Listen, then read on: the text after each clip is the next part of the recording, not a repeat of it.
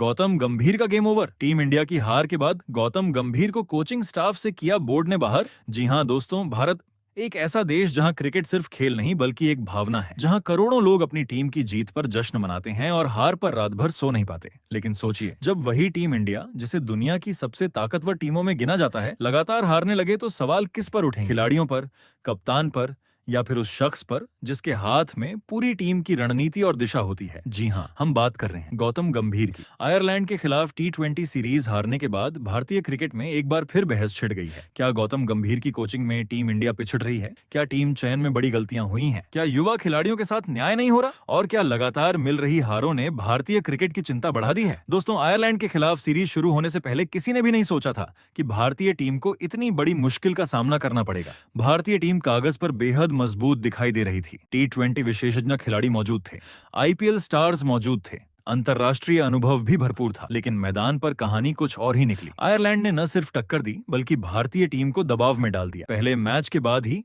सवाल उठने शुरू हो गए थे और जैसे जैसे सीरीज आगे बढ़ी वैसे वैसे भारतीय टीम की कमजोरियां सामने आती चली गईं। आखिरकार सीरीज खत्म हुई और इतिहास बन गया। पहली बार आयरलैंड ने भारत को T20 सीरीज में हराया। मैच खत्म हुआ, स्कोर बोर्ड बंद हुआ, लेकिन सोशल मीडिया पर तूफान शुरू हो गया। फैंस लगातार सवाल पूछ रहे थे, क्यों गलत प्लेइंग 11 चुनी गई?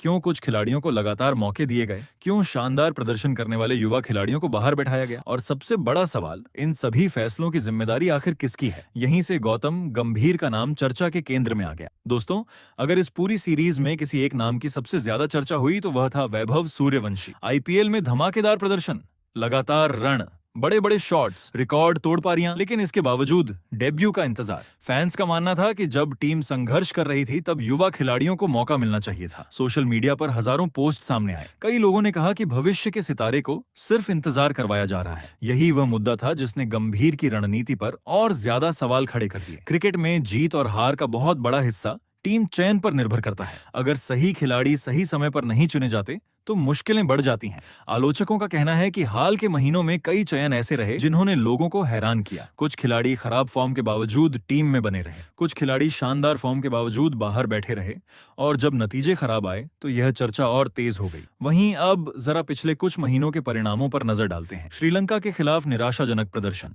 न्यूजीलैंड के खिलाफ झटके, साउथ अफ्रीका दौरे पर चुनौतियां और अब आयरलैंड के खिलाफ हार। हर सीरीज के बाद एक ही सवाल सामने आया, क्या टीम सही दिशा में जा रही है? गंभीर के समर्थक कहते हैं कि टीम बदलाव के द्वार से गुजर रही है, लेकिन आलोचक कहते हैं कि परिणाम ही सबसे बड़ी सच्चाई होते हैं। वहीं आयरलैंड सीरीज हार के बाद सोशल मीडिया पर एक पोस्ट वायरल हुई। इस पोस्ट में मजाकिया अंदाज में कहा गया कि गौतम गंभीर को कोचिंग स्टाफ में शामिल नहीं किया जाएगा। ये एक व्यंग्य था, लेकिन यह दिखाने के लिए काफी था कि भारतीय टीम की हार दुनिया भर में चर्चा का विषय बन चुकी थी, क्योंकि जब भारत जैसी टीम हारती है तो उसकी गूंज पूरी क्रिकेट दुनिया में सुनाई देती है। अब बात आती है, आखिर गलत कहां हो रहा है? विशेषज्ञों की राय अलग अलग है। कुछ का कहना है कि बल्लेबाजी में निरंतरता की कमी है, कुछ का मानना है कि गेंदबाजी दबाव झेलने में असफल रही, कुछ लोग टीम चयन को जिम्मेदार मानते हैं तो कुछ रणनीति को। लेकिन एक बात लगभग सभी मानते हैं, भारतीय टीम अपनी वास्तविक क्षमता के अनुसार प्रदर्शन नहीं कर रही। अब कहानी का दूसरा पक्ष भी समझना जरूरी है। गौतम गंभीर सिर्फ एक कोच नहीं बल्कि भारत के सबसे सफल मैच विनर्स में से एक रहे हैं। उन्होंने विश्व कप फाइनल में महत्वपूर्ण पारियां खेली हैं,